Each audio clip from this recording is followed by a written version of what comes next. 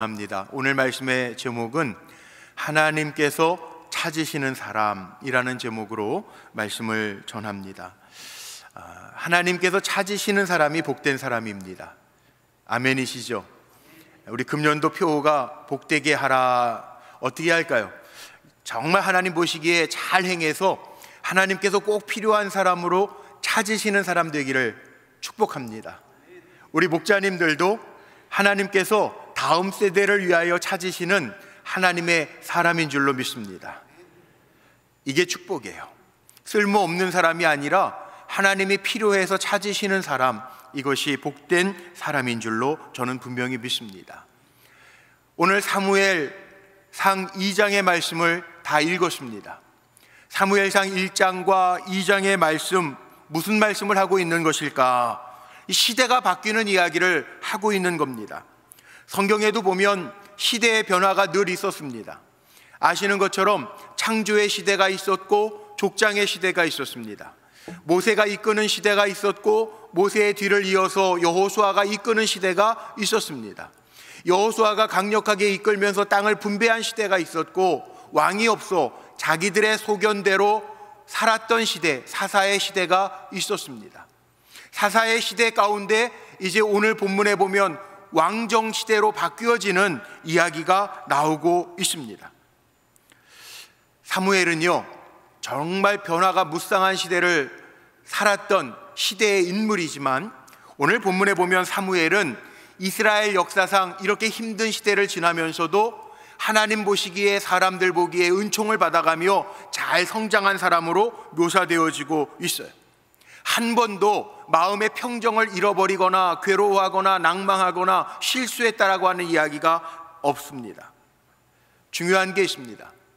우리가 다 시대 안에서 살아가죠. 2023년도도 이 시대가 쉽지 않을 것 같아요. 전 세계적으로도 아직도 전쟁이 일어나고 있고, 아직도 질병이 다 물러가지 아니하고, 어려운 시대, 또 금리나 재정적으로 어려운 시대를 우리가 지금 지나가고 있어요. 그런데 중요한 게 하나 있습니다.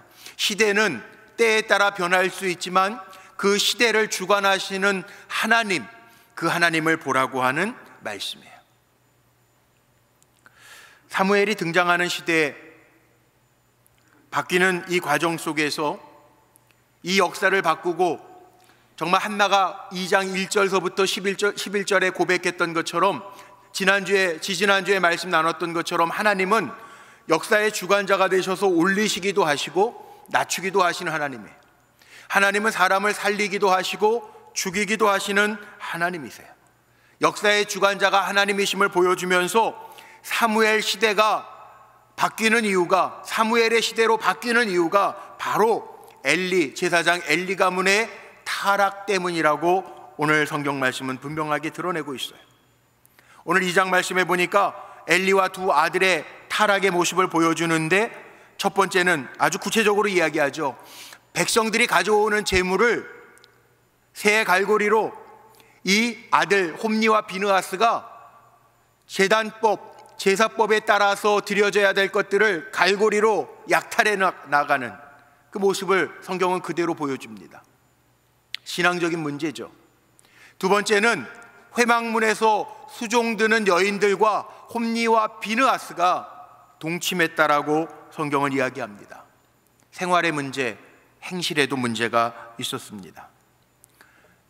타락했습니다. 그런데 이 홈니와 비느하스가 타락한 것, 이 모습은 타락의 결과일 뿐이지, 정말 타락한 이유가 뭐냐? 그들이 하나님을 알지 못했다라고 성경은 말하고 있습니다. 오늘 12절 말씀 보세요. 엘리의 아들들은 행실이 나빠서 여호와를 알지 못하였더라. 행실이 나빠서 막 살았다는 거예요.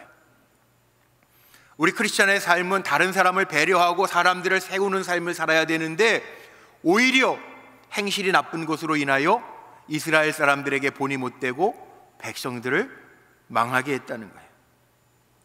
이유는 한 가지입니다. 여호와를 그들이 알지 못하였다. 이상하지 않습니까? 제사장의 아들들인데, 늘 제사 드리는 제사장의 아들들인데 하나님을 알지 못했대요. 이 무슨 뜻일까요? 히브리 말로 야다라고 하는 표현을 씁니다. 야다, 이게 무슨 말이냐 하면 단순히 아는 게 아니에요. 이 야다라고 하는 표현은 깊은 교제가 있는 알물 이야기합니다. 그러니까 지식적으로 하나님을 아는 것, 그게 중요한 게 아니라 정말 인격적으로 하나님을 아는 것. 여호와를 알지 못했다라고 하는 것은 하나님과 인격적인 교제가 없었다라고 하는 것을 이야기하고, 하나님께서 하신 일에 대하여 베풀어 주신 은혜에 대하여 감격하지 못했다라고 하는 것을 보여주고, 그 하나님의 은혜를 모르고 순종하지도 않는 사람, 그 사람이에요. 제사장 엘리 가문의 두 아들은 이해할 수 없지만 제사장의 아들임에도 불구하고 하나님과 인격적인 관계도 없고 은혜 받은 감격도 없고 하나님의 말씀에 순종하는 모습도 없다는 거예요. 신앙생활이 뭡니까? 신앙생활은요, 하나님을 아는 겁니다. 호세아 선지자가 이야기했던 것처럼 우리가 기도해야 될 것이 있어요. 하나님을 힘써 알게 하옵소서. 기도해야 돼요. 저는 우리 불꽃교회 성도님들이 하나님을 잘 아시기를 축복합니다. 하나님과 깊은 교제를 하는 성도님들이 되시기를 축복합니다. 하나님의 은혜를 깊이 체험하는 성도님들이 되기를 축원합니다. 그리고 거기에서 멈추는 것이 아니라 하나님의 말씀에 순종하는 사람, 이것이 하나님을 아는 사람이에요. 하나님을 알면 시대를 알게 되고 또 내가 이 시대 속에서 무엇을 해야 될지를 알게 됩니다. 사실 신앙생활이라고 하는 게 그거 같아요. 나를 향하신 하나님의 계획을 알고 순종하면서 사는 사람이 신앙생활이 행복해요. 모르고 억지로 마지못해서 끌려가는 신앙생활이 아니라 나를 향하신 하나님의 계획과 사랑 경험하면서 감격하면서 감사하면서 내 삶을 하나님 앞에 드리는 것, 이게 신앙생활이죠. 그런데 엘리의 가문은 이렇게 살지 못했어요. 그래서 하나님은 지금 사무엘, 새 시대, 새 사람을 필요로 하고 계십니다. 하나님을 알지 못하는 엘리의 시대를 끝내버리고 하나님의 말씀에 주여 말씀하옵소서 종이 듣겠나이다 순종하는 사무엘, 그를 통하여 깊은 교제를 나누고 하나님의 시대를 열어가기를 하나님은 원하신다는 거예요. 그렇다면 우리 불꽃교회 성도님들은 어떠십니까? 많은 사람들이 있는데 하나님이 나를 필요해서 찾고 계실까? 내가 하나님이 찾으시는 사람일까? 이거 생각해 봐야 돼요. 늘 은혜가 있는데 은혜를 모르는 사람들이 있어요. 오늘 읽은 본문의 27절, 28절 말씀에 보면 하나님의 사람이 엘리에게 와서 하나님이 하셨던 일들을 선포합니다. 뭐라고 이야기하냐면 하나님의 말씀에 너희 조상의 집이 구원을 받고 또 이스라엘의 많은 지파 중에서 너희를 택하여서 제사장을 삼았고 제단에 올라 분향하고 그리고 내 앞에서 에봇 제사장의 옷을 입게 하지 아니하였느냐. 그런데 이스라엘 자손이 드리는 모든 화제를 내가 내 조상의 집에 주지 아니하였느냐. 하나님의 하신 일을 설명하고 있어요. 하나님이 특별히 사랑해서 택하여 너희 가문에 에봇 옷을 입히고 제사장 가문으로 세웠는데 하나님의 하시는 그 일이 이 가문에 있었는데 너희들이 잊어버렸다는. 하나님이 하시는 일을 잊고 살면 안 됩니다. 그럼 타락하는 겁니다. 그럼 끝장나는 겁니다. 우리는 하나님이 하시는 일을 잃어버리면 안 돼.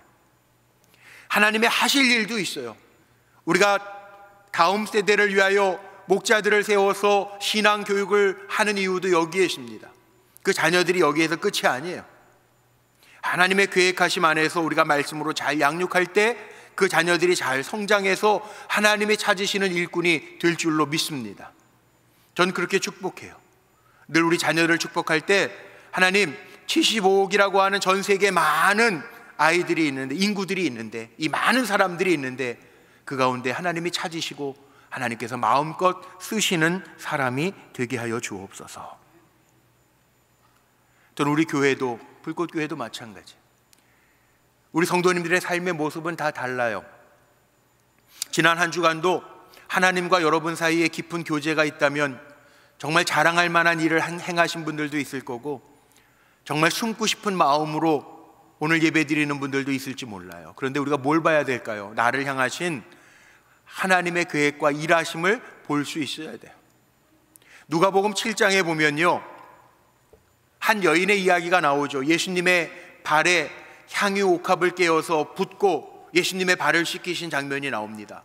바리새인들이 뭘 봅니까? 이 죄인이었던 여자가 왜 감히 예수님의 발에다가 그 비싼 향유를 붓느냐, 그렇게 하고 비난하고 비판합니다. 그런데 예수님은 그 바리새인들을 향해서 뭐라고, 하나님의 하시는 일을 너희가 알지 못한다고 책망하십니다. 우리 종종 이런 실수할 때가 있어요. 이전 것만 보면서 판단하고 정죄합니다. 목사님, 왜 저분이 성가대에 서야 돼요? 왜 저분이 목자가 돼야 돼요? 왜 저분은 권사가 돼야 돼요? 따지는 분들이 있어요. 만약에 그분이 회개하고 하나님이 찾으시는 사람이라면, 그렇게 말하는 사람은 오히려 하나님의 하시는 일을 가로막는 사람이 될 수밖에 없잖아요. 여러분, 중요한 게 있습니다. 하나님의 하시는 일을 못 보면 우리가 방해꾼이 될 수가 있습니다. 예수님은 오히려 향유옥합을 깨뜨렸던 그 여인에게 내가 오늘 죄사함을 받았다라고 죄사함을 선포해요. 그리고 그는 주님을 따르는 제자가 됩니다. 과연 누가 하나님이 찾으시는 사람입니까? 그렇게 행하는 것을 비판하고 정죄하는 바리새인들입니까? 아니면 감사와 감격을 가지고 하나님 앞에 엎드리는 이 여인입니까? 신앙은요, 비난받는 삶 가운데 있는 것이 신앙이 아니라, 신앙은 뭐냐? 은혜의 삶 가운데 있는 것이 신앙생활이에요. 우리는 하나님이 하시는 일, 은혜의 일들을 보아야 돼요. 그럴 때 나도 살고 남도 살릴 수 있습니다. 오늘 본문에 나오는 엘리와 두 아들의 모습을 보면서 그들의 악행이 문제가 아니라 그들은 하나님의 하시는 일을 전혀 생각하지 않고 살아요. 막 살았다는 거예요. 신앙생활 잘하는 분들을 보면 특징이 있습니다. 하나님을 경외, 두려워하면서 살아요. 그래서 막 살지 않아요. 그런데 신앙생활 잘 못하는 분들은 아유, 하나님이 어디 계셔? 눈에 보이지도 않는데, 내 삶 속에는 전혀 역사하는 것 같지 않은데 하나님이 하시는 일이 안 보이니까 막 살아요. 엘리와 그 두 아들이 하나님의 하시는 일을 보지 못했기 때문에, 하나님을 알지 못했기 때문에 오늘 말씀에 나와 책망받는 것처럼 갈고리로 하나님의 것을 약탈해 가기도 하고, 욕정을 채우기 위하여 회막문에서 수종드는 여인을 취하기도 해요. 이게 문제죠. 저는 우리 불꽃교회 성도님들이 정말 하나님이 찾으시는 사람, 하나님을 알아 하나님의 하시는 일들을 볼 수 있는 성도님들이 되시기를 주님의 이름으로 축복합니다. 또 있습니다. 엘리와 두 아들이 타락하게 된 것은 무슨 이유냐? 오늘 본문에 분명하게 이야기하고 있는 게 있죠. 바로 중요하게 여기는 것이 달랐다는 거예요. 29절 말씀 보세요. 오늘 29절 말씀에 보니까 이렇게 표현되어 있습니다. 너희는 어찌하여 내가 내 처소에서 명령한 내 제물과 예물을 밟으며 내 아들들을 나보다 더 중히 여겨 내 백성 이스라엘이 드리는 가장 좋은 것으로 너희들을 살찌게 하느냐? 타락의 이유가 뭐냐 하면 바로 엘리와 두 아들을 중요하게 여기는 것이 달랐다. 제사장입니다. 근데 엘리는요, 이 두 아들을 중하게 여겨요. 하나님보다 중히 여겨요. 엘리가 몰랐던 게 아니에요. 두 아들이 잘못하는 거 알았어요. 오늘 성경 본문에도 보면 두 번이나 나오죠. 23절 말씀에 보니까 뭐라고 나오냐면 그 아들들을 책망하면서 너희가 어찌하여 이런 일을 하느냐. 25절 말씀에 보면 사람이 사람에게 범죄하면 하나님이 심판하시려니와 만일 사람이 여호와께 범죄하면 누가 그를 위하여 간구하겠느냐.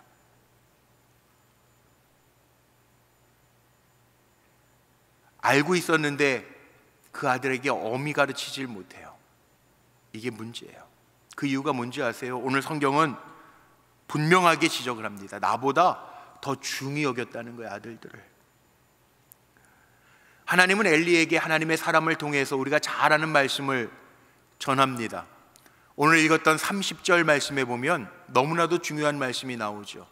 나를 존중히 여기는 자를 내가 존중히 여기고 나를 멸시하는 자를 내가 경멸하리라.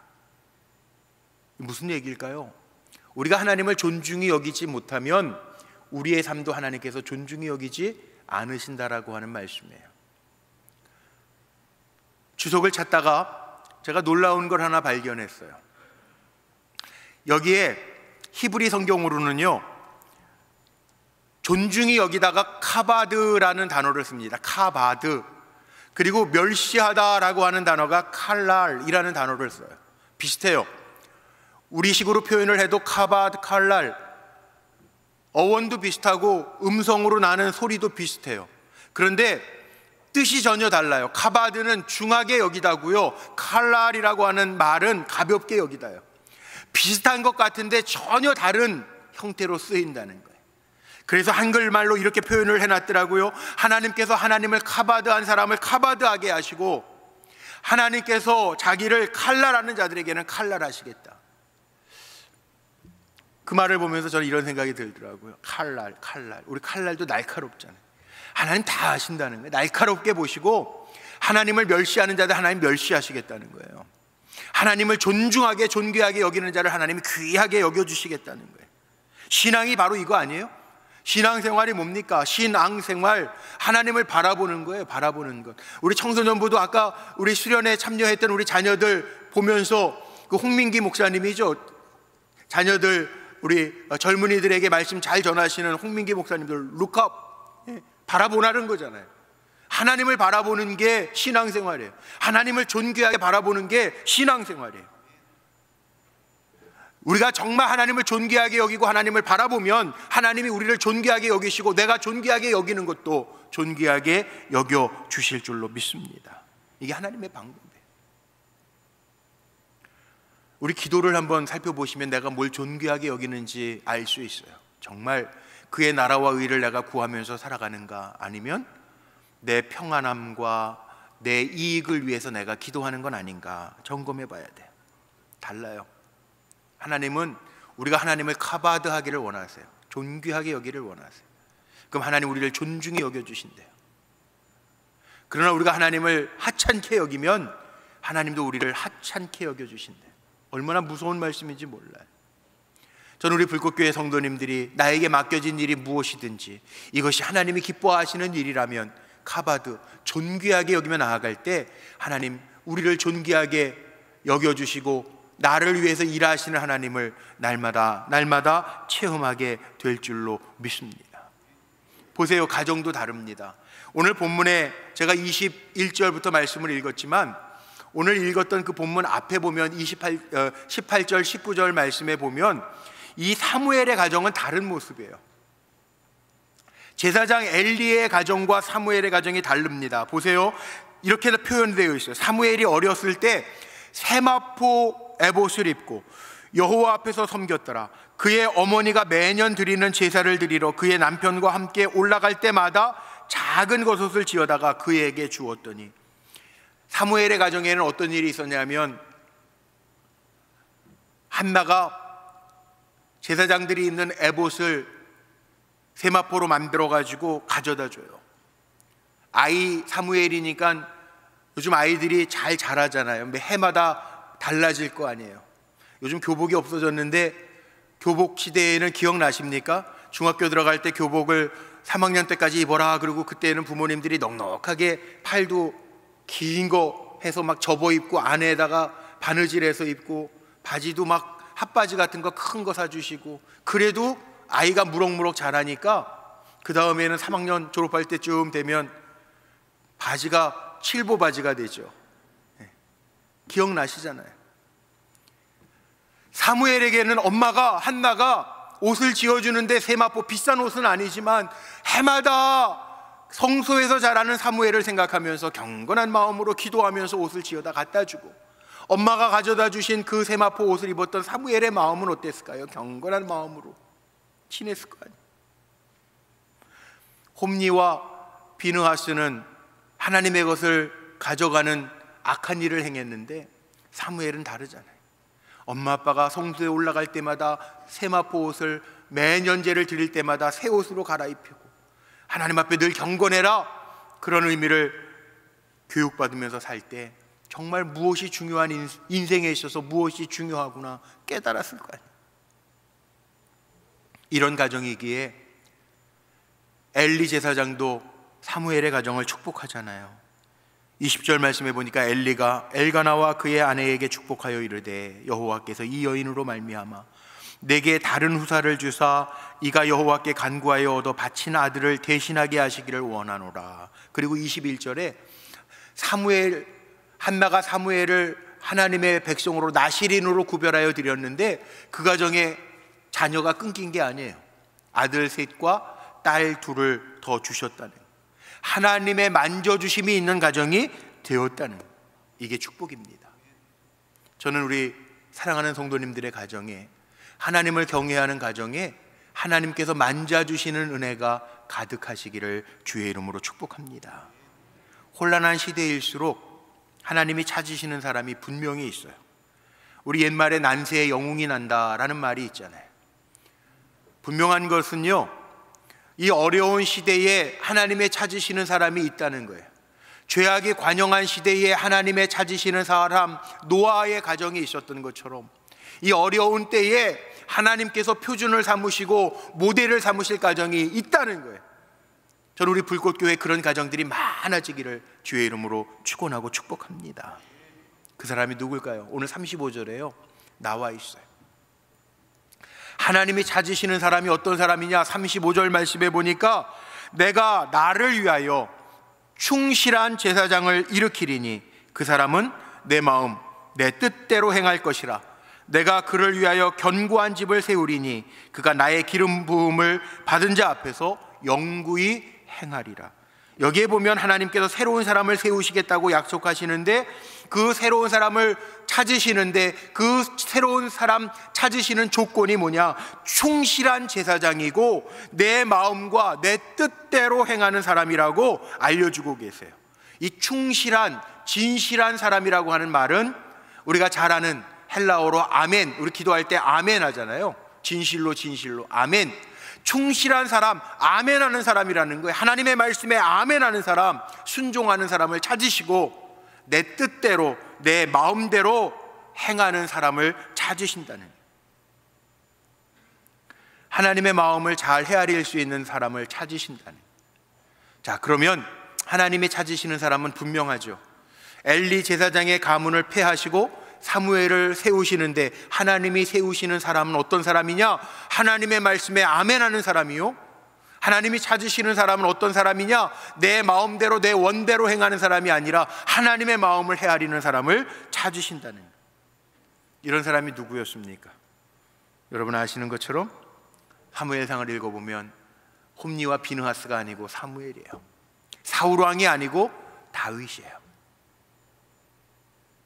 사도행전 13장 22절 말씀에 보면 다윗을 왕으로 세우시고 하나님이 말씀하신 게 있죠. 내가 이새의 아들 다윗을 만나니까 그는 내 마음에 딱 맞는 사람이야. 하나님 고백하시는 거예요. 나중에 사무엘 상을 통해서 제가 복되게 하라 사울과 다윗을 비교하겠지만 말이 나온 김에 사울 왕과 다윗 왕의 차이가 뭘까요?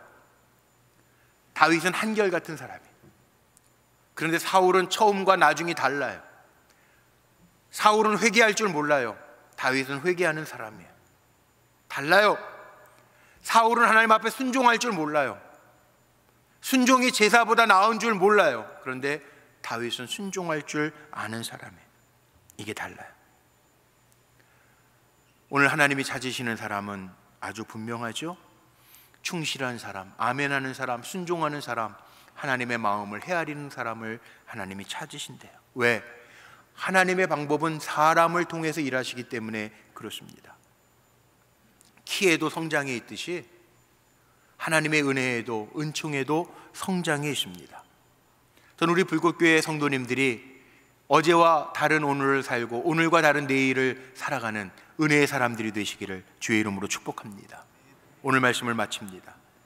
우리가 점검해 봐야 될 것이 있어요. 어떤 신앙생활을 하고 있는가? 내 삶에 엘리의 모습이 강한가? 사무엘의 모습이 강한가? 우리 가정에 엘리와 홈리와 비느하스의 모습이 보여지는가? 한나와 사무엘의 모습이 보여지고 있는가? 하나님은 지켜보신다. 우리 성도님들이 복되게 하기 위하여 하나님의 하시는 일들을 보고 하나님을 중요시하게 여기고 하나님께서 찾으시는 사람의 모습이 되어져가는, 하나님이 내 마음에 딱 맞는 사람이라고 저와 여러분을 인정해 주시는 삶의 자리에서 늘 승리하시기를 주님의 이름으로 축복합니다. 기도하시겠습니다.